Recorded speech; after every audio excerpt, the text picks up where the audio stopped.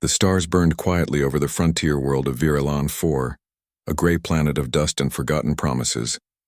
The air shimmered with static where the atmosphere met the ionized fields of old orbital debris, a reminder that this was once a place of dreams. Now it was a graveyard. Sergeant Elias Holt stood at the ridge, visor glinting faintly with the dying light.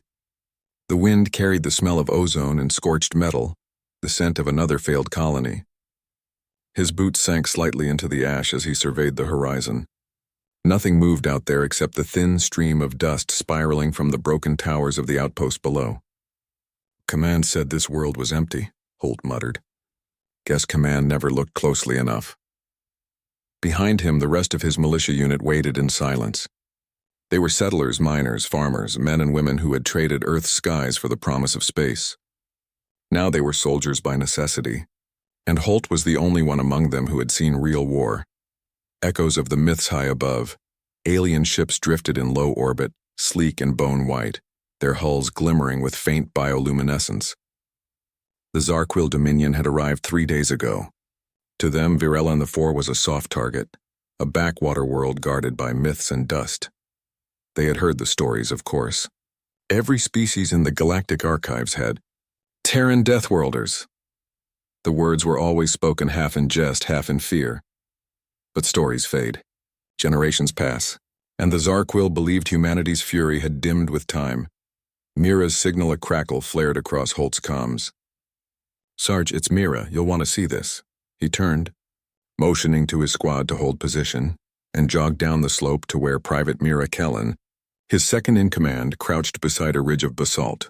Her scanner flickered with pale light, the readings erratic. "They're probing the ground," she said, tapping the display. "Not scanning for life, for movement. They're looking for heat blooms underground, like they're expecting something big." Holt frowned.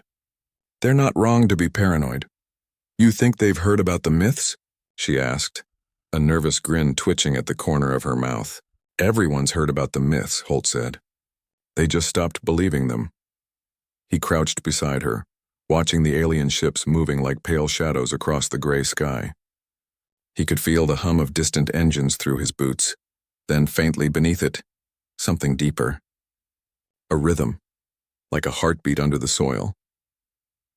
The ground remembers. At first, Holt thought it was his imagination. But then Mira felt it too. The ground trembled, not from impact, but from something waking up. "Sarge, easy," he said quietly. "That's not them. That's ours." They watched as dust rose from the distant valley, forming ghostly spirals in the fading light. And then, from beneath the ash, the first of the old Terran Goliaths emerged. Ancient mechs buried decades ago when the colony fell. Their armor was scarred, their hydraulics bleeding smoke, but they moved with purpose. Resurrected titans of steel and memory. "By the stars," Mira whispered. "They're real." Holt's lips tightened into a faint smile. "Told you, myths don't come from nowhere." Faith in the fire that night, as his team fortified the outpost, Holt sat alone on a cracked piece of ferrocrete, watching the mechs rise one by one in the distance. The stars reflected faintly off his visor. He removed his helmet, letting the cold air bite at his face. For the first time in months, he could see the sky clearly.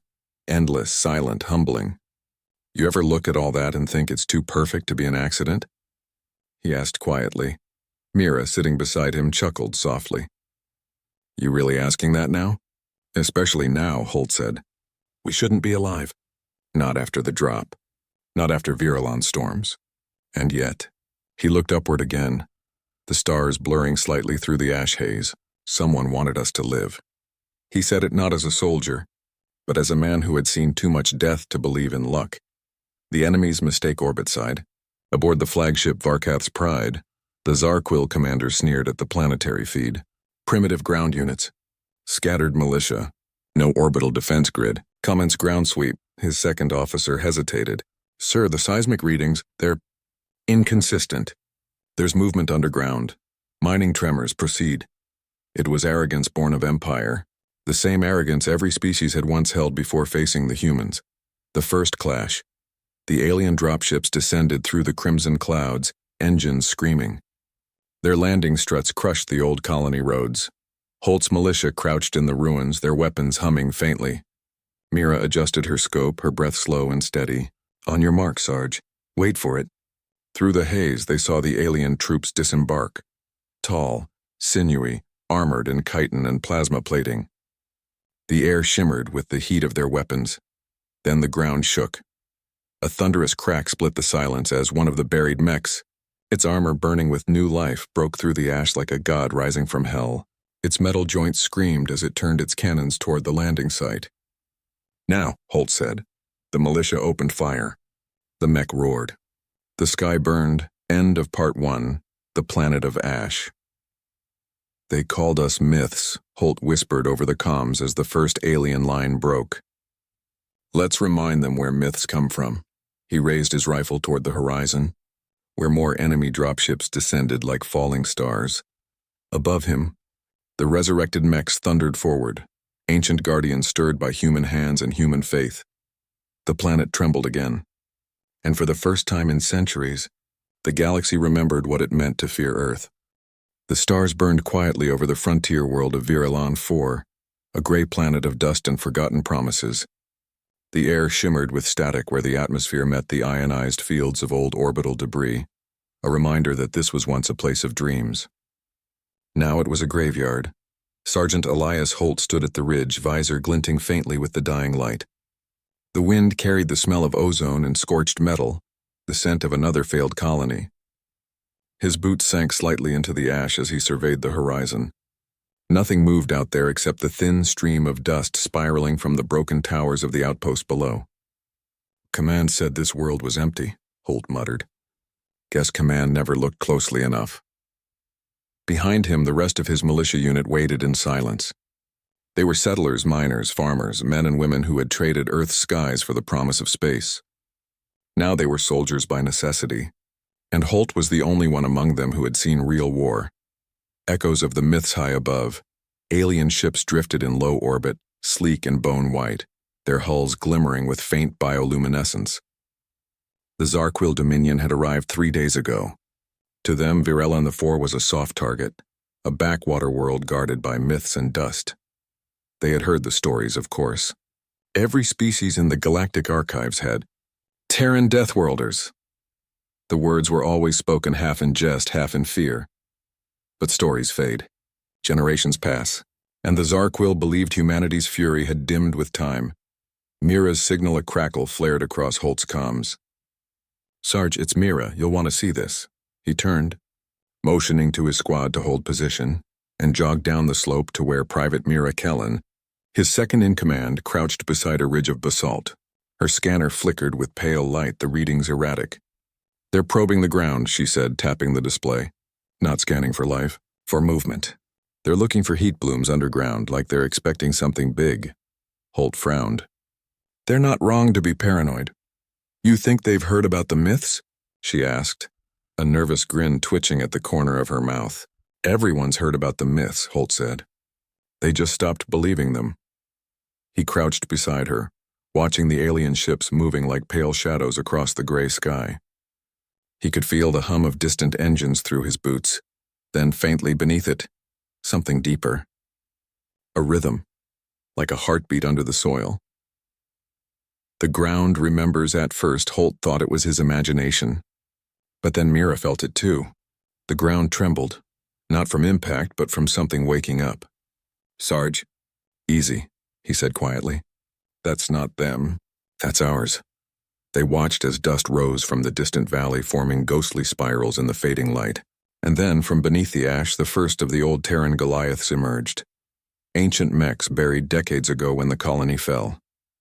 Their armor was scarred, their hydraulics bleeding smoke, but they moved with purpose. Resurrected titans of steel and memory. By the stars, Mira whispered. They're real. Holt's lips tightened into a faint smile. Told you, myths don't come from nowhere. Faith in the fire that night, as his team fortified the outpost, Holt sat alone on a cracked piece of ferrocrete, watching the mechs rise one by one in the distance. The stars reflected faintly off his visor. He removed his helmet, letting the cold air bite at his face. For the first time in months, he could see the sky clearly. Endless, silent, humbling.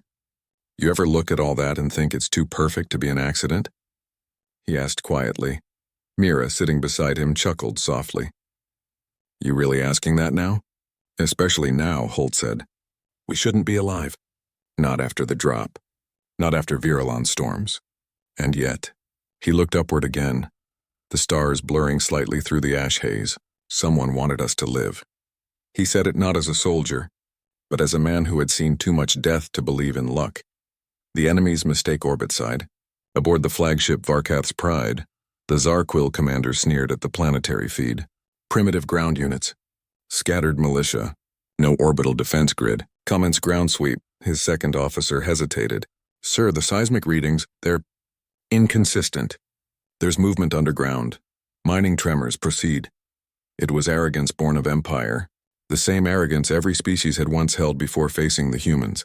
The first clash. The alien dropships descended through the crimson clouds, engines screaming. Their landing struts crushed the old colony roads. Holt's militia crouched in the ruins, their weapons humming faintly. Mira adjusted her scope, her breath slow and steady. On your mark, Sarge. Wait for it. Through the haze, they saw the alien troops disembark. Tall, sinewy, armored in chitin and plasma plating. The air shimmered with the heat of their weapons. Then the ground shook. A thunderous crack split the silence as one of the buried mechs, its armor burning with new life, broke through the ash like a god rising from hell. Its metal joints screamed as it turned its cannons toward the landing site. Now, Holt said. The militia opened fire. The mech roared. The sky burned. End of Part 1, The Planet of Ash. They called us myths, Holt whispered over the comms as the first alien line broke. Let's remind them where myths come from. He raised his rifle toward the horizon, where more enemy dropships descended like falling stars. Above him, the resurrected mechs thundered forward, ancient guardians stirred by human hands and human faith. The planet trembled again. And for the first time in centuries, the galaxy remembered what it meant to fear Earth. The battle had ended hours ago, but the smoke still rose like prayers from the broken ground. Virulon 4's surface looked as if the planet itself had been wounded, great black scars of glass and ash stretching beyond the horizon. Sergeant Elias Holt stood atop one of the ridges. His armor scorched, the human flag half buried in rubble behind him. Around him, the militia gathered the wounded, repaired what little remained of their comms gear, and whispered the same question no one dared to voice aloud. Would the enemy return? The answer, Holt knew, was yes. He touched the insignia fragment that hung around his neck, its edges sharp against his glove. If they come again, he thought, we'll make them remember. The hollow calmed down in the valley. Mira worked beside a shattered Goliath, her hands black with oil and dust. The mech's chest cavity was open, exposing the tangled remains of its power core. 3 of the 6 reactors fried, she muttered. We might be able to restart one if we reroute the flux lines manually. Translation? Holt asked, crouching beside her. Translation. One more fight, then this big guy's done for good. Holt smiled faintly. Then let's make that fight count. She paused, glancing at him. You think Command even knows we're alive? If they don't now, Holt said, they will soon. These tremors, they'll be picking up readings from orbit. Someone's listening. He didn't add the thought that followed. And if no one's listening, someone else is. The alien reckoning aboard the Varkath's Pride, the atmosphere was thick with unease. The command chamber flickered with static-laced transmissions from the ground, all showing the same impossible images. Massive Terran machines rising from beneath the surface, moving with coordinated precision. The commander slammed his claws against the console. I want answers. How many of these machines do they have? We don't know, Exarch, said the science officer, trembling. Our scans indicate buried energy signatures across several kilometers. It's as if the planet itself was seeded with them. Seeded? Yes, like someone buried an army. And waited for the right time to wake it. The commander's eyes narrowed. This world was colonized 2 centuries ago. Who would prepare such a trap? The officer hesitated. Then quietly, humans, Exarch. Who else buries their dead standing up, ready for the next fight? Echoes in the dark that night, the sky was still aflame. But beneath the planet's crust, the tunnels were alive with quiet activity. Holt and his team descended into the mining shafts to check the refugee shelters. The tunnels were deep, older than the colony itself, carved by automated diggers long gone. The air was cold, tasting of iron and memory. Children huddled near battery lamps, their faces smeared with soot. Women and men whispered prayers in low voices, some in languages Holt didn't know, others in the old Terran tongue. One of the miners, a grizzled man with pale eyes, stepped forward. "Sergeant, we found something deeper down. Looks like another chamber, metal walls sealed tight. We think it's from the first settlers." Holt nodded. "Show me." They moved deeper, their flashlights cutting through the dark. The air grew thicker, humming faintly. Then they reached it. A massive door half buried in stone, its surface etched with Terran markings. "Military code," Mira said, running her glove over the symbols. "Pre-Federation era. Whatever's inside hasn't been touched in centuries." Holt stared at the door. "Then let's see what our ancestors left behind." The vault, with a hiss of ancient hydraulics, the vault opened. Dust fell like snow. Inside was a cavern lined with massive containers, each bearing the old Earth insignia, a blue sphere wrapped in golden wings. Rows upon rows of equipment slept beneath the dim emergency lights. Weapons, power cells, armor plating, and, at the far end, a data core. Still humming faintly with power, Mira whistled low. "This is a full colony defense cache. The old ones used to call these Last Dawn vaults." Holt approached the data core and brushed away the dust. Its surface flickered, awakening. A holographic emblem appeared, a human silhouette surrounded by stars. Then a voice, faint, distorted, ancient, filled the chamber. "If you're hearing this, you are the descendants of Earth. We built this place knowing that one day someone would come for us again. When they do, remember who you are. You are Terran. You were not made to kneel." The message ended, leaving only silence. For a long moment, no one spoke. Then Holt whispered, "They knew." The plan back at the surface, Holt gathered his team. "The vault has weapons, fuel cells, maybe enough to get 2 more Goliaths running. But we'll need time." "We don't have time," Mira said. "The Zarquil are reorganizing. They'll come with everything this time." "Then we'll make time," Holt replied. He looked at the horizon where the alien ships glowed faintly like embers in the dark. His voice hardened. "They think they're fighting soldiers. They're wrong. They're fighting history itself." The alien intercept orbit side, a lone Zarquil ship intercepted a strange transmission, ancient Terran code pulsing from beneath the planet's crust. "Translation matrix can't decrypt it," said the comms officer. "But it's repeating. Over and over." The commander turned toward the display. The transmission played again. 3 short bursts, 3 long, 3 short. The old Terran distress signal. SOS. The commander's throat clicked uneasily. "They're calling for help. Who would answer?" asked the officer. The commander's gaze darkened. "That's what I'm afraid of." A whisper of hope hours later, as the humans worked to reactivate the new mechs, Holt stood on the ridge again. The stars had returned, piercing through the thinning ash. He felt the cold wind on his face, tasted the dust, and for a moment, just a heartbeat, he felt peace. He looked up. "If you can hear us, we're still here. We're still fighting." He didn't expect an answer. But somewhere in the distance, one of the dormant Goliaths flickered to life on its own. Lights glowing faintly, systems humming. Mira saw it and froze. "Did you?" Holt shook his head slowly, eyes wide. "No."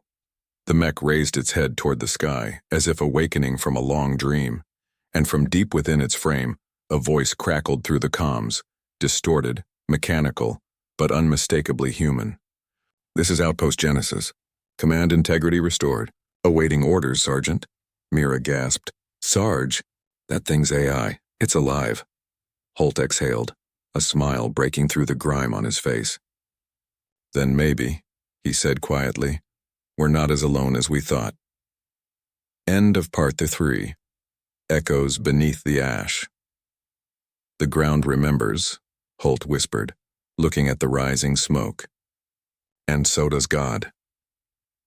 The wind carried his words into the black horizon. Far above, the first Terran reinforcement signal flickered on the outer edge of the galaxy. Something ancient had stirred, and it was coming home. The night sky above Erebus 9 was no longer black. It glowed with fire.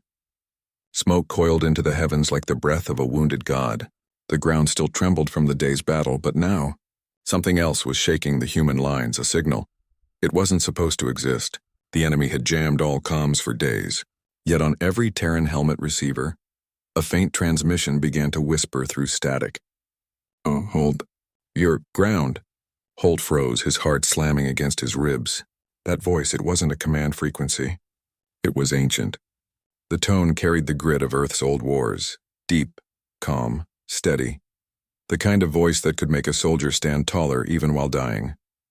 Corporal Riza glanced up from her comm unit. "Sir, it's coming from beneath the planet's surface." "Beneath?" Holt frowned. "There's nothing down there but magma and bones." Riza finished, eyes wide.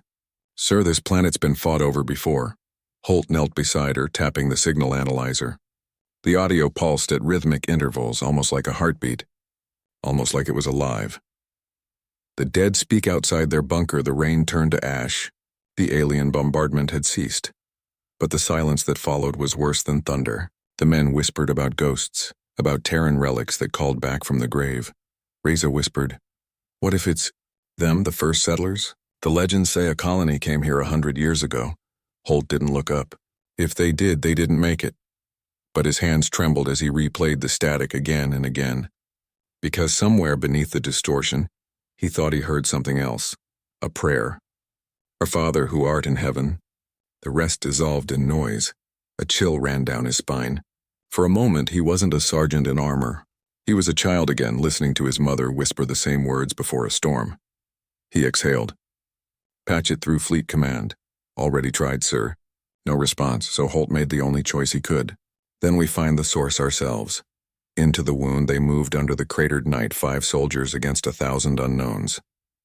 Each step sank into soot and blackened sand that once was forest. The air was thick with radiation and regret. Holt led with quiet determination, his rifle sweeping the path ahead. He didn't believe in ghosts, but he did believe in echoes, and something deep inside told him this wasn't just noise. Riza spoke softly behind him. "Sir, you think this signal is divine?" He paused. "I think it's human, but it came from underground. Then maybe God buried it there for us to find." The revelation. The tunnel was like a throat swallowing them into the planet. The deeper they went, the clearer the signal became. It wasn't just one voice now, it was many. Men and women overlapping, chanting words of defiance. "Hold your ground. They can't kill what remembers. For Earth, for home." And beneath it all, a low hum of machinery. Ancient Terran tech. Holt's helmet picked up faint thermal signatures deep below. They reached a rusted hatch covered in ash and claw marks. Reza scanned it. "It's Terran origin, dated 208 years old." Holt touched the surface. It was warm, and then the hatch opened by itself. The forgotten army inside lay a vast cavern, a buried fortress half fused with the planet's crust. And rows upon rows of metal coffins arranged like soldiers still standing at attention. One opened with a hiss. A figure stepped out. A human figure, armor scorched, skin pale, eyes glowing faint blue. "Sergeant Holt," it said, voice steady but echoing like through time. "We held the line. Now it's your turn," Riza gasped. "Sir, it knows your name." The figure raised its visor. Inside wasn't flesh. It was circuitry interwoven with veins of something that once lived. The old Terran soldier smiled faintly. "Don't fear us. We are what remains when faith and duty refuse to die." The living legend. Holt couldn't move. He stared at the resurrected soldier, half machine, half memory, and felt something crack open inside his chest. The man's voice softened. "They buried us here when the first war was lost. Said we'd be forgotten, but God doesn't forget his soldiers." For the first time since the war began, Holt whispered, Maybe the myths were true." The man nodded. "Myth is what truth looks like when time forgets." The hum in the chamber intensified. The signal on their comms spiked. Outside, alien sensors began detecting impossible energy surges beneath the crust. "Sergeant," the ancient soldier said, stepping closer. "You came because you heard us. Now the universe will hear you." The awakening. The ground began to shake again, but not from bombardment this time. The coffins were opening. Hundreds of them. Thousands. The forgotten Terrans were waking. Every one of them armed, everyone linked to the planet's core reactor. Holt realized in that instant, The legends hadn't warned of monsters. They had warned of what happens when you bury humanity alive, he whispered to himself, voice trembling with awe and fear alike. No one believed the myths until the ground began to shake. The world above was burning again. Flames rolled across the plains of Erebus 9, turning night into a molten dawn. Alien artillery screamed through the clouds, but deep beneath the surface, where the old Terran fortress hummed back to life, a different kind of storm was waking. Sergeant Mira Holt stood in the heart of the ancient chamber, surrounded by rows of awakening soldiers, half flesh, half machine, all human. The air trembled with the sound of power cells igniting, exoskeletons locking, forgotten hearts remembering how to beat. Riza whispered beside him, voice small against the thunder. Sir, what are they? Ghosts? Holt's eyes tracked the closest of them, a woman with carbon-black armor and eyes like cracked glass. She flexed her hands slowly, as if relearning what fingers were. They're the reason we still have myths, Holt murmured. The voice of the past, the same spectral voice that had first called to them now echoed through the chamber, clear, resonant, alive. Resurrection protocol initiated. Terran Defense Directive 014A. All units stand by for command authentication. The glowing soldier who'd first spoken to Holt, the one who somehow knew his name, stepped forward. Our cores have resynced with planetary systems. Power is stable. We can fight again. Holt steadied his breathing. Fight who? The soldier's smile was faint but human. Whoever thought we'd stay buried? The enemy above the alien fleet had regrouped. From orbit, their mothership released columns of light, planet crackers designed to vaporize entire continents. Every human base topside had gone silent. Holt's comm received only fragments. No retreat. Hold the relay. Too many. Send reinforcements. The sky itself is falling. He looked up at the ceiling of stone. Somewhere above that hell, men and women were still fighting, praying, dying. Reza's hands shook. Sir, if we surface, they'll see us as hostiles. Even our own command, I don't care what they see, Holt said quietly. If there's still a sky left to protect, we're going up. The ancient soldier inclined his head. Then lead us, Holt. The living command, the dead now.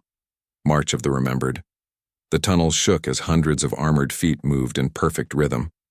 The temperature rose, machinery roaring like a heartbeat reborn. Each resurrected Terran carried a weapon older than the war itself. Rail lances, graviton rifles, plasma blades forged before most of Holt's ancestors were born. Yet they moved with purpose, not rage. When they reached the surface lift, Holt hesitated. He could feel the heat through his armor, the metallic taste of ash and ozone. Riza, he said softly, if this doesn't work.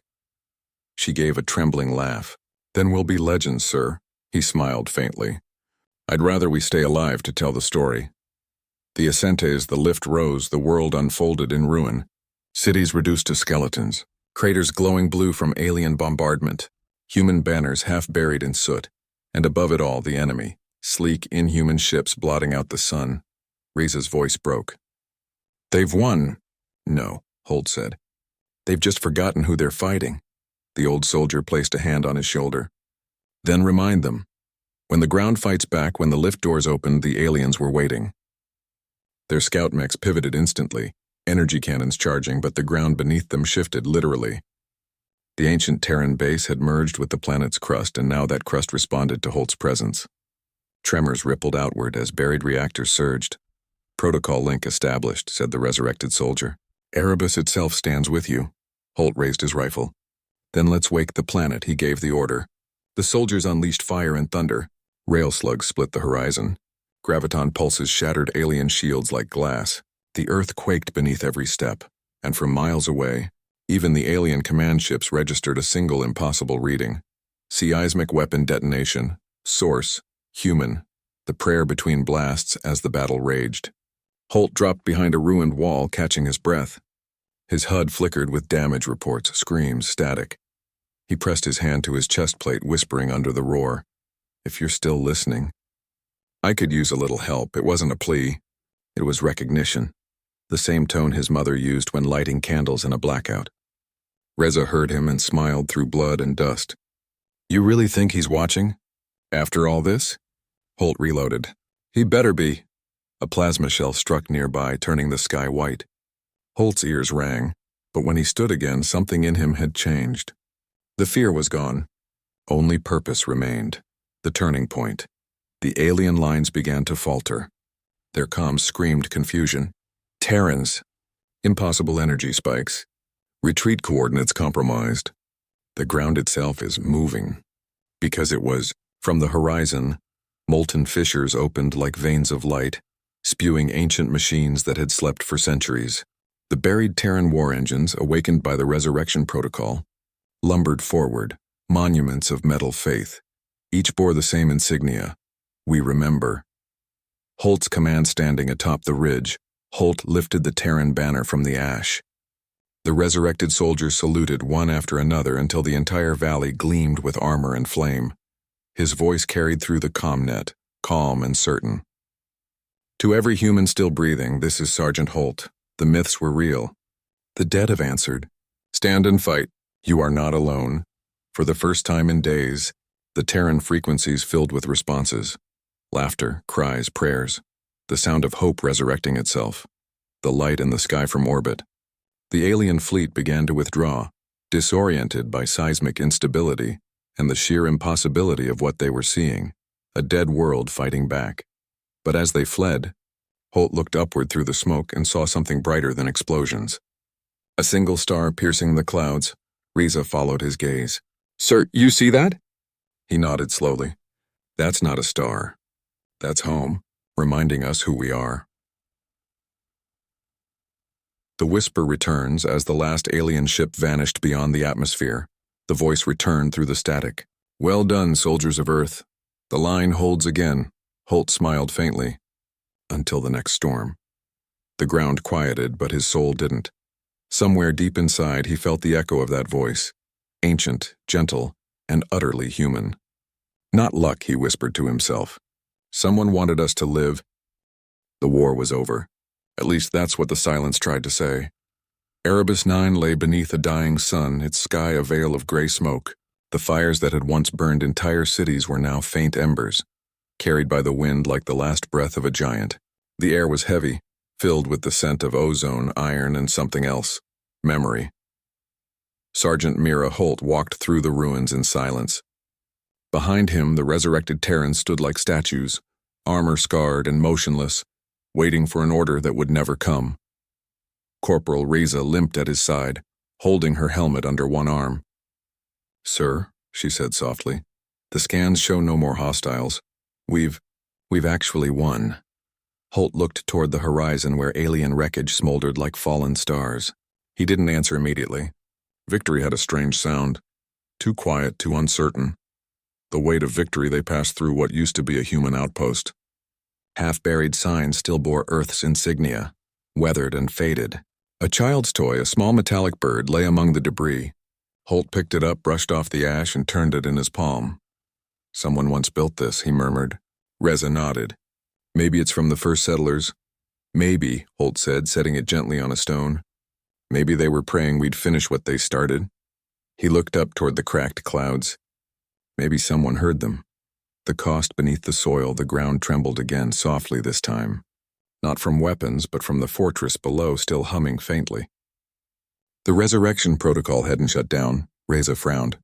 Sir, the system's still active. Some of them. They're not stable.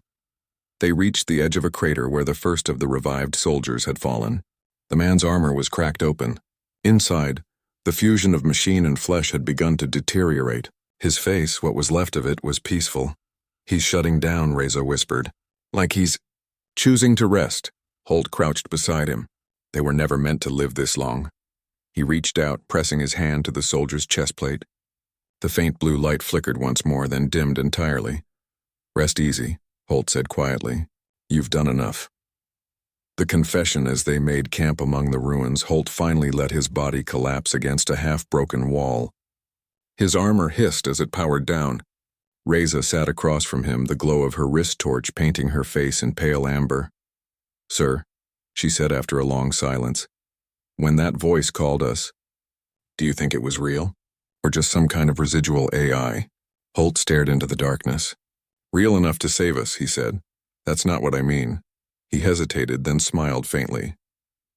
When I was a kid, my father told me that when a man prays, it doesn't always reach heaven right away. Sometimes it travels, through people, through time. Reza tilted her head. You think someone prayed this war into balance? Maybe, Holt said softly. Or maybe faith itself built the machine that saved us. Maybe it's all the same thing. A quiet miracle as night deepened. The stars emerged, thin, pale, uncertain through the haze. But one star shone brighter than the rest. The same star Holt had seen during the battle. It wasn't moving. It was watching. Reza noticed it too. That's not natural, she whispered. It's holding position. Holt felt a strange calm wash over him. Not everything needs an explanation, Corporal. He closed his eyes for a moment. For the first time in weeks, he didn't hear explosions. Only the faint hum of the earth beneath him. A living world breathing again, and in that silence he heard a whisper inside his mind. You were never alone. When he opened his eyes, the star was gone. What remains of the dead? The next morning, they began cataloging the remains of the resurrected. Hundreds had fallen during the final fight, each one kneeling as if in silent prayer before their systems failed. Reza wiped her visor. Do we bury them, sir? Holt looked around the cratered plains. No, they've already been buried once. Let the planet keep them. He stood quietly for a moment, then added, but mark the site. Someday someone will come here looking for proof. Proof of what? He met her eyes. That the stories were true. Transmission to command later that day. Holt's comm finally reconnected to Fleet Command. The static gave way to a stunned voice. This is Admiral Core. Sergeant Holt, report your status. We thought everyone on Erebus 9 was gone. Holt pressed the comm bead to his lips. Sir, the myths were real. The planet fought with us, a pause. Then the Admiral's skeptical reply. Say again? Holt smiled faintly. I'll send the data logs, sir. But maybe, don't try to explain it. Just remember it. The human questions they prepared for extraction. Reza approached him one last time. Sir, what happens to us now? Holt watched the smoke drift across the plains carrying the ashes of two civilizations. We rebuild, he said. That's what humans do. We burn, we fall, we learn, and then we build again. He turned to her with a quiet conviction in his eyes. And we remember. The final prayer before boarding the shuttle, Holt paused on the ramp. The wind carried whispers across the ruins, almost like distant voices murmuring in unison. He removed his helmet and closed his eyes. No words, no ritual, just breath and gratitude. Thank you, he whispered to the unseen sky, for not giving up on us. Even when we did.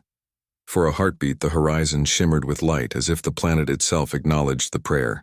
Then it was gone. Epilogue. The new myths weeks later. Aboard the Terran command ship Resolute, Fleet Archives added a new entry under Erebus 9 engagement. Outcome, human victory. Anomalies, unverified energy phenomena. Resurrection technology, planetary seismic synchronization. Note, all myths contain fragments of truth.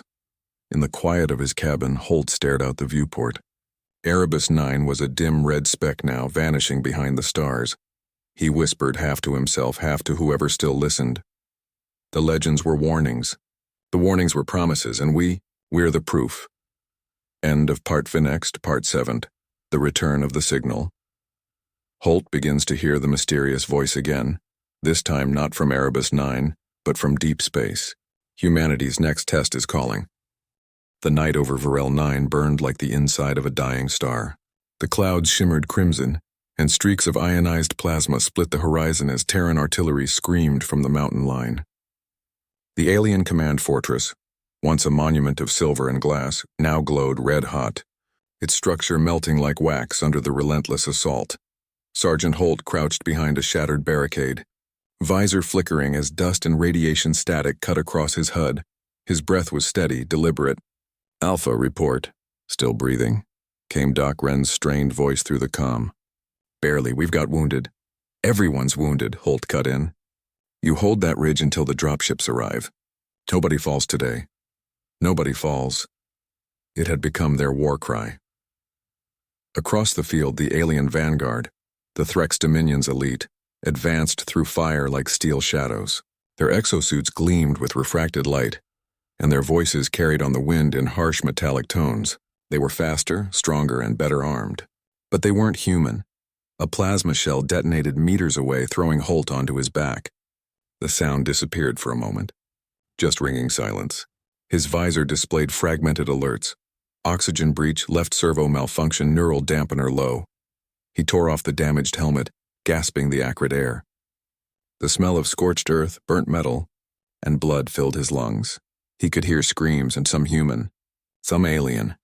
He raised his rifle again, blood dripping from his ear, and crawled toward a motionless figure slumped near the crater. It was Private Leon, the kid who used to quote Terran myths before every fight. They called us monsters once, she'd said earlier that day. Maybe that's what it takes to survive hell.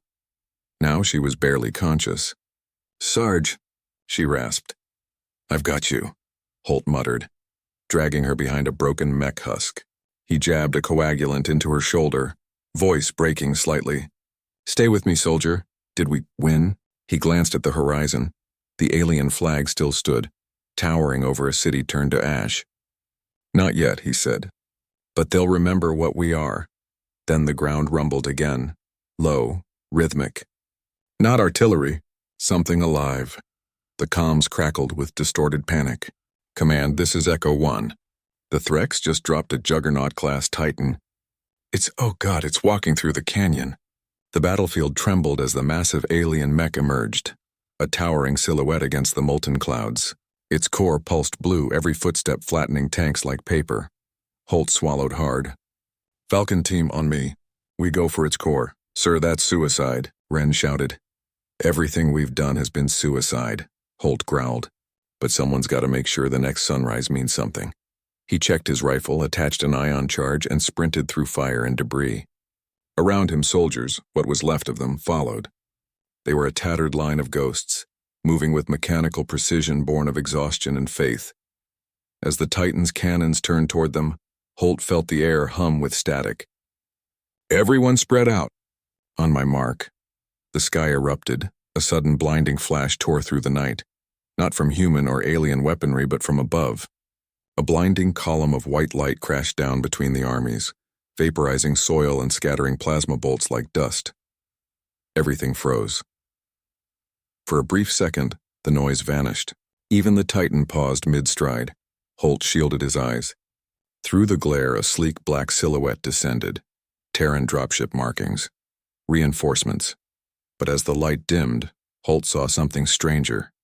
The air shimmered with residual particles, almost like wings of pure light. A medic whispered behind him, "What the hell was that?" Holt didn't answer. His voice came out quiet, almost reverent. "Not hell," he murmured. "Something else." The comms came alive again, clearer now. "Ground units, this is Colonel Strass aboard Resolute Dawn. We're inbound. Hold your ground, Marines." The dropships began to rain fire from the heavens, their missiles slamming into the Titan's joints. Holt and his team rushed forward in synchronization. Slipping beneath its shields, he fired the ion charge directly into a coolant seam, screaming over the roar of engines, "For Terra!" The explosion shattered the mech's spine. Blue light burst outward like a dying star, consuming everything within 100 meters. Holt felt the shockwave hit him like a wall. Then of darkness. When he opened his eyes, he was lying under a fractured sky, stars flickering through clouds of ash. His armor was gone, his body bruised and bleeding, but he was alive. Around him, the battlefield was silent. The Titan lay broken in the distance, its glowing core fading. Private Leon limped over, her arm in a sling, eyes wide. "You did it," she whispered. "You actually did it." Holt chuckled weakly. "No," he said. "We did." She looked at the sky where the light had appeared. "Do you think that was just tech? Maybe orbital interference?" He stared up too, at the faint outline of something that had looked like wings, still glowing faintly in the distance. "Maybe," he said softly. "Or maybe someone wanted us to stand again." The stars reflected in his eyes, tired, burning, defiant. And as dawn broke over the ruins of Varel 9, the surviving humans stood among the wreckage, bloodied, grieving, but unbroken, because no matter how many worlds burned, no matter how many myths were mocked, humanity always rose from the ashes. And somewhere, beyond the shattered clouds, the universe finally started to believe the stories. The morning after the Battle of Virel 9 arrived quietly, too quietly for a world that had just bled itself dry. No cannons, no comm chatter, just the hiss of cooling metal and the faint crackle of fires refusing to die. Sergeant Holt walked through the ruins like a man searching for proof that he was still real. His armor hung open at the chest, scorched black. His pulse rifle dragged behind him, the barrel bent. Every few steps he stopped to listen. To the wind, to the faint groans of broken machines, to the occasional human cough among the wreckage. Each sound meant life. A medic drone drifted past, its frame dented and sparking. Holt caught it before it fell, propped it upright, and said softly, "Keep scanning. Don't quit now." The drone beeped once, obedient to the end. He turned his gaze toward what was once the Threx command fortress. It was a mountain of twisted glass and blackened alloy now, half buried in its own rubble.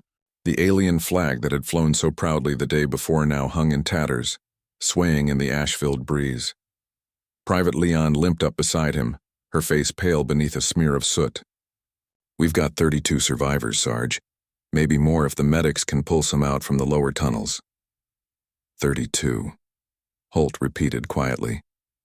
"Out of 500. Leon didn't answer. Behind them, the Terran reinforcements were still landing. Sleek black drop craft settling on the broken plains, their wings folding like enormous ravens. Marines spilled out wide-eyed at the devastation. Even hardened soldiers went silent when they saw the crater where the Titan had fallen. Colonel Strass approached, armor gleaming with fresh polish. He looked like someone from another world, too clean for this one. "Sergeant Holt," he said. "You held the line. I'll be recommending you for commendation." Holt shook his head. "Don't waste ink, sir. We didn't hold it. We survived it." Strass's jaw tightened. He wanted to say something, but the words wouldn't come. Instead, he placed a hand on Holt's shoulder, a rare gesture from a man like him, and walked away. Hours later, as the dead were gathered into long rows, the sun began to burn through the clouds. The light was faint, filtered through layers of smoke, but to the weary Terrans it felt like grace itself. Someone, nobody knew who, started humming. It was soft at first, just a tune carried by memory, but others joined. Before long, a dozen voices were singing under their breath, then 50. It wasn't a military song, not a hymn either. Just a melody from the old Earth days when people still believed songs could change something. The aliens who had survived the bombardment listened from their captivity pens. Many had never heard human voices sing. To them it sounded strange, haunting and imperfect, full of cracks and breaths. Yet something in it made them tremble. One of the alien prisoners, a Threx lieutenant, turned to his guard and said through broken translation, "You sing for victory?" The Marine looked at him, eyes hollow. "No," he said, "for memory." That night, Holt sat beside a small campfire, the kind that wasn't supposed to exist in the age of plasma and fusion. The wood was scavenged from broken supply crates. It smoked more than it burned. Doc Wren joined him, his face wrapped in a bandage. "They're saying you killed the Titan yourself," Holt smirked. "Let them say it. Makes better headlines." "You didn't deny it," Wren said. "I don't remember killing it," Holt replied. "I remember something killing it." "Big difference." Wren poked the fire, the sparks rising into the night. "You still think that light was a ship?" Holt looked up at the stars, faint, distant, beautiful. "You ever stare at the sky long enough, Doc, and feel like it's staring back?" Wren laughed softly. "You sound like Leon. She says you pray before battles." "I talk," Holt corrected. "Not to anyone specific. Just talk. Out there with all that silence, you start hoping someone listens." Wren nodded slowly. "Maybe someone did." Later, when most of the camp had gone quiet, Holt walked beyond the perimeter toward the ridge overlooking the valley. The wind carried the scent of ozone and ash. Below, the battlefield stretched endlessly. Blackened scars, burned armor, shattered mechs, and the distant glow of cooling plasma. He knelt in the dust and picked up a piece of twisted metal from the Titan's wreckage. Its surface shimmered faintly blue, still warm. He could see his reflection in it, tired eyes, cracked lips, and a streak of dried blood. A whisper rose behind him. It wasn't human. He turned, weapon half raised. The Threx lieutenant, the same one from the pens, stood there, unarmed, escorted by a Marine. "He wanted to speak to you," the guard explained. "Said it was important." The alien approached slowly, hands clasped. You are Holt, it said in halting Terran, the Deathworlder who would not die. Holt said nothing. The Threx tilted his head. Our myths told of your kind. We did not believe. Now I wonder, are you flesh or wrath? Holt met his gaze, cold and steady. Just flesh, he said. But the kind that doesn't forget what pain feels like. The alien's mandibles clicked softly. Then your god favors you. Holt raised a brow. You believe in gods? The Threx hesitated. Once, until science explained them away. But your fire, your songs, your refusal to kneel. He looked at the sky. Perhaps belief is not gone. Just waiting for a world strong enough to carry it again. The Marine led him back to the pens. Holt stayed there a long while, staring at the stars, until the horizon began to shift from black to gray. The first light of dawn crept across the valley, touching the armor of the fallen, turning every scar into silver. He whispered, not a prayer, not really. Just words that felt too small for the silence. We're still here. Do with that what you will. By midday, the Terran engineers had established a command post among the ruins. The surviving soldiers were being reassigned to new sectors. The war wasn't over. It never was. But for one night, one fragile morning, humanity had stopped running. Private Leon caught up with Holt near the landing pad. Orders came through, she said. They're calling this place Fort Genesis. Holt smiled faintly. Genesis, huh? They think we're starting something new? Leon shrugged. Maybe we are. He looked around at the shattered world, the broken machines, the ashes, the rising columns of steam. It didn't look like a beginning. But then again, humanity's beginnings never did. Yeah, he said finally, maybe we are. And above them, where the sky was still healing from the battle's fire, a faint shimmer of white light passed through the clouds. For a heartbeat, it looked like wings again. No one spoke. But every Terran who saw it felt the same quiet truth settle in their chest. The myths weren't warnings. They were memories. The reconstruction of Fort Genesis began with silence. Not triumph, not cheers, just the tired rhythm of hammers striking metal and the low hum of generators clawing life back into the bones of a dead world. Sergeant Holt stood on what had once been a hill, now just a mound of glassed earth. From there, he could see the whole valley, where the Titan fell, where hundreds of his people never rose again. Smoke still twisted upward like black ribbons toward a bruised sky. He wasn't wearing armor anymore, just fatigues torn at the elbow. He'd traded his rifle for a shovel. Didn't think I'd see the day the legendary Holt digs trenches. Doc Wren called from behind him, grinning wearily. Digging's honest work, Holt said, driving the shovel into the soil. Bullets don't answer prayers, Doc, but a wall might stop shrapnel. Wren laughed, then coughed, spitting dust. They're calling us the Resurrection Battalion now. Guess dying and coming back gets you a fancy title. Titles don't bury the dead. Holt looked toward the rows of makeshift graves, wooden markers, scorched names. He wiped his hands and gazed at the horizon. They'll build statues someday, he said, then forget the names that built them. That night in the command dome, the surviving officers gathered around a flickering holomap. Colonel Strass pointed to red sectors lighting up across the frontier. The Threx Dominion is retreating from the outer rings, but they're regrouping beyond the Helix Rift. If we don't press now, we lose momentum, someone muttered. We barely have medpacks, sir, another added. Half our mechs are scrap. Strass's gaze swept across the room. And yet the galaxy believes the Terrans are unstoppable. We can't afford to show them weakness. Holt spoke quietly from the corner. Maybe showing we're still standing is strength enough. The officers turned to him. Sir, Holt continued, I've seen what happens when people worship myths. They stop listening to the living. Strass frowned. Meaning? Meaning, Holt said. If we become gods in their stories, we'll forget we bleed like men. A long silence followed. The colonel didn't respond. He didn't need to. They all felt it. The weight of victory, the cost of being myth. Later, Holt walked alone through the ruined city. Neon signs still flickered in the rubble. Half-lit words from an alien language spelling things no human could read. The night wind carried the scent of ozone and rain, a reminder the planet was trying to heal itself. He stopped beside a fallen statue of a Threx general, its face cracked in two. The eyes, carved from glass, still reflected the starlight. Holt knelt beside it. Were you someone's hero too? He asked softly. There was no answer, but the wind shifted, brushing ash off the alien's features until it almost looked human. He thought about faith, the way it found its way through battlefields, through fear, through loss. Maybe it wasn't about gods above or myths written in fire. Maybe it was about the small, defiant belief that tomorrow could still matter. His hand brushed against something cold in the dirt, a fragment of metal, shaped like a wing. He turned it over in his palm.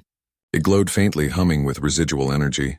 "Beautiful, isn't it?" said a voice behind him. Private Leon approached, her uniform freshly patched, eyes brighter than they'd been in weeks. "Science Division says that fragments from the light phenomenon during the battle. Pure energy crystal. Unclassified origin," Holt nodded slowly. "Unclassified. That's their way of saying they don't know what it was." She smiled faintly. "You think it was divine?" He didn't answer right away. "I think it was merciful." Leon looked at him for a long moment, then glanced up at the stars. "You ever wonder if maybe God hides in the places we think he's absent? Like battlefields?" Holt exhaled. "If he's watching, he's got the strongest stomach in the universe." She chuckled. "Or the biggest heart." They stood there in silence, the fragment glowing between them. Then Holt closed his fist around it. "Maybe he wanted to remind us what light looks like, just in case we forgot." Days turned into weeks. Fort Genesis grew from rubble into a living outpost. Gardens sprouted between bomb craters. Children, refugees from nearby colonies, played among the wrecked mechs, pretending to pilot them. The myth of the Resurrection Battalion spread faster than any broadcast.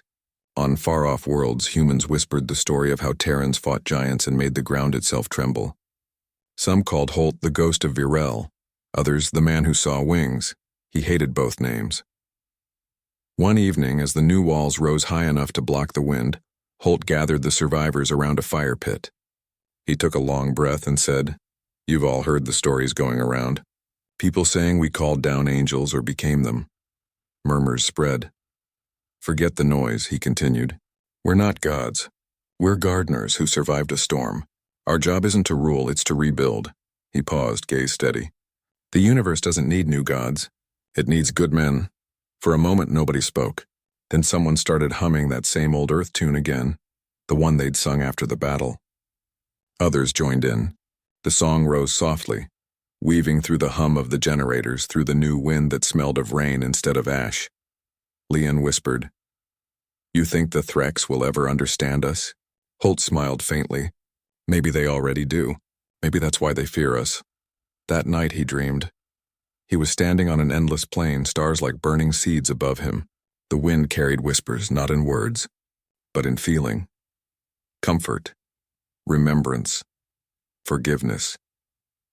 When he woke, dawn was spilling across Fort Genesis, and the fragment he'd kept beside his bunk was glowing again, soft, pulsing, alive. He stared at it for a long time, then whispered, "If you're still out there, we'll keep building." The light pulsed once more, then faded. Outside, the camp stirred to life, the sound of hammers, laughter, and human voices echoing across the reborn valley. And far above, unseen in the heavens, something vast and luminous drifted through the void. A quiet observer watching a small blue species that refused to stop believing. The winds over Fort Genesis had changed. Where once they carried ash and static, now they carried the scent of new soil, of rain that didn't burn, and of iron walls rising from human will. The war had quieted but not ended. Peace, Holt had learned, was never the absence of enemies. It was just the moment between storms when you could finally hear your own heartbeat.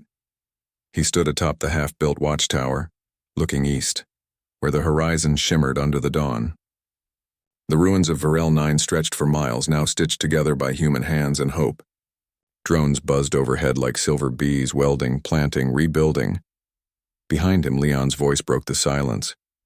Transmission from Central Command just came through. "They're calling for a conference on Terra. They want you there, Sergeant." Holt didn't turn. "Me? I'm a soldier, not a diplomat." "They don't want a diplomat," she said. "They want a legend," he sighed. "Legends are just stories told by people who don't have to clean up the mess afterward." She smiled faintly. "Then maybe it's time one of those legends told the truth." Hours later, the dropship Pioneer's Will lifted off from Fort Genesis, carrying Holt and a small crew. As it broke through the upper atmosphere, the sight below stole his breath. The planet's scars glowed red and gold beneath a pale blue haze, smoke trails curling like ink in water. From orbit, the devastation looked almost beautiful, terrible and sacred at the same time. Leon leaned forward in her seat, gazing down. "You ever think about how small we are?" she whispered. "All the time," Holt said. "But small doesn't mean powerless." He looked out through the viewport as stars emerged one by one, each one a sun, a possible world, a story not yet told. Somewhere out there, humanity's enemies were still regrouping. But right now, for the first time in years, the galaxy felt still. The pilot broke the silence, approaching relay zone, switching to jump sequence in 10. Holt closed his eyes as the hum of the warp drive grew louder.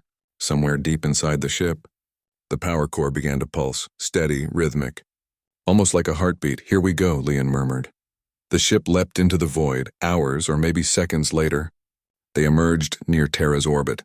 Home. It had been years since Holt had seen it. The blue and white sphere filled the viewport, soft and perfect, like something painted by a god who hadn't yet given up on beauty. The comms came alive. "Welcome home, Sergeant Holt. You've been expected." Terra's surface shimmered with light, cities connected by rivers of gold where highways met oceans. But even from orbit, Holt could see the scars. Old craters turned into lakes, memorial rings glowing faintly where ancient wars had burned. The shuttle descended through layers of atmosphere, clouds parting to reveal the Terran Hall of Accord, a structure carved into the cliffs of what used to be the Alps. Its spires reached toward the sky like fingers of stone and glass. Inside, the great chamber echoed with voices, leaders, soldiers, and scientists from across the colonies. The banners of the United Terran Alliance hung high, but beneath them stood beings not entirely human. A handful of alien emissaries, survivors of the Dominion War, stood among them, their expressions unreadable. As Holt entered, silence swept the hall. The sound of his boots on the marble floor echoed like thunder. A voice spoke from the central dais. "Sergeant Mira Holt, the man who made the ground itself tremble." Holt stopped before the assembly, his expression unreadable. "The ground trembled," he said quietly, "because it was tired of being fed our dead." A ripple of unease moved through the crowd. He continued, "I didn't come here to be thanked. I came to remind everyone that we're not myths. We're not gods. We're just people who refuse to stop standing." The room went utterly still. Even the alien delegates leaned forward slightly, listening. "Our strength isn't in our weapons or our anger. It's in the way we rebuild after everything breaks. The way we choose mercy when vengeance would be easier. That's what makes us dangerous. That's what makes us human." For a long moment, no one spoke. Then from somewhere in the back, applause began. Slow, hesitant, then swelling like a storm. But Holt wasn't smiling. He just stepped back, eyes lifting toward the great skylight above. The stars shone faintly through the thin veil of atmosphere, glimmering like old friends. Later that night, Holt stood alone outside the hall. The wind off the mountains was cold, carrying with it the faint hum of distant cities.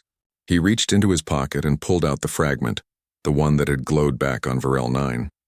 It was dim now, almost dull, but when he turned it toward the sky, it caught the light of the stars, and for a heartbeat it shimmered again. He whispered, not sure if it was prayer or promise. "If you gave us fire, we'll learn to wield it without burning the world again." A voice broke the stillness behind him, soft, almost amused. "You think someone listens?" It was Leon stepping up beside him. He smiled faintly. "Maybe, maybe not. But I'd rather speak to silence than become it." They stood together, looking up at the stars. One of them flared suddenly, brighter than the rest, then faded. Leon whispered, "A supernova." "Or someone saying they remember," Holt said. The wind carried his words upward, into the thin air where sky became space. And for a moment, if anyone had been listening from far beyond the stars, they might have heard it too. The quiet, unbroken pulse of a species that refused to bow. The heartbeat of humanity echoing through the dark, because legends fade, empires fall. But humans? Humans leave echoes that even the stars remember. The world had gone strangely quiet. The storm that once tore through the sky now slept like an exhausted god. The dust lay heavy, unmoving, and the wreckage of two civilizations stretched to the horizon. Steel bones of ships and the skeletons of mountains fused by plasma fire. Sergeant Holt stood at the edge of what used to be a valley, though it looked more like an ocean of glass now. His visor reflected the dull orange of a dying sun.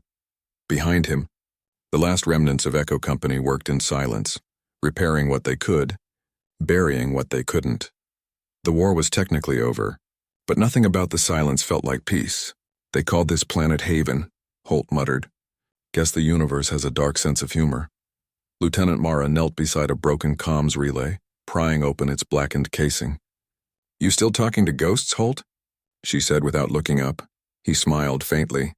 Sometimes the ghosts talk back. She didn't answer. Maybe she was too tired, or maybe she'd stopped believing in that kind of thing. Holt hadn't, not yet. He could still feel something pulsing in the distance. An echo, faint and rhythmic like a heartbeat under the earth. It wasn't human. But it wasn't alien either, it was familiar. That night they made a fire out of cracked hull plates. The flame shimmered blue in the thin air. Holt sat apart, polishing the edge of his combat knife, more out of habit than need. He found himself whispering words he hadn't spoken in months. Lord, if you're still watching, give us a reason to keep walking. The wind answered first. Then a sound, a low tone, mechanical, pulsing from somewhere deep below the ground. The same rhythm he'd felt earlier. The men and women around the fire looked up sharply. Commander, you hearing that? One of them asked. Holt's eyes narrowed. Yeah. Same signal pattern as the old human distress codes. Pre-collapse frequency. Mara frowned. That's impossible. Every human relay on this planet was slagged centuries ago. Maybe not everyone. Holt said quietly. Gear up. They followed the pulse through the night, through the metallic desert and twisted ruins. Every step echoed like a drumbeat against the hollow crust of the world. When they finally reached the source, it wasn't a transmitter. It was a door, a massive blast hatch half buried in glass, marked with an insignia that hadn't been seen in centuries. UNEC Command Seal. Holt brushed away the dust with his glove, tracing the faded letters. Humanity perseveres, his heart clenched. That was the last motto of Earth's Unified Defense Corps, before the Great Exodus. No one had seen that seal since the fall of Sol. Open it, he ordered. The hatch responded like something alive. Gears grinding, steam venting, ancient servos struggling against time. As it opened, cold air rushed out, sterile, metallic, and faintly sweet. Inside, darkness and the glint of dormant machinery. They descended slowly. The structure wasn't alien, it was human. A bunker intact. Power still humming faintly beneath layers of ash. Mara's voice trembled as she scanned the walls. Holt, there's oxygen here. Real, stable atmosphere. This place shouldn't even exist. He walked forward, his flashlight sweeping across the dust-covered consoles and cryopods lining the corridor. There were names etched on the glass. One of them stopped him cold. Dr. Eleanor Holt, his mother. For a long moment he couldn't breathe. The memories crashed back, her voice, her hands guiding him through his first flight sim, the last transmission from orbit when Earth fell silent. She'd been on the first colony wave. Presumed lost. Mara stepped beside him, whispering, Holt, she's in cryo? He pressed his palm to the glass. Frost bloomed around his fingers. The pod lights flickered, reacting to his biometric scan, and then, her eyes opened. The entire bunker came alive. Lights flared. Consoles booted. The hum of buried generators vibrated through the floor like thunder. Dr. Eleanor Holt's voice, weak but clear, filled the chamber. Protocol resurrection initiated. Is it you? He fell to his knees, tears cutting paths through the dust on his face. Yeah, Mom, it's me. She smiled faintly through the glass, machines hissing around her. Then it worked. Humanity's memory didn't die. Outside, the world trembled. The ash shifted, and far above the bunker, the stars flickered one by one like eyes awakening. Something vast and ancient was stirring, not alien but human. Something left behind in the dark to wait for them. Mara whispered. What did she mean by it worked? Holt stared up toward the ceiling as if he could see beyond the stone, through the dust and ruin to the cold beauty of the stars. Maybe, he said softly, we were never fighting to survive the war. Maybe we were fighting to remember who we were,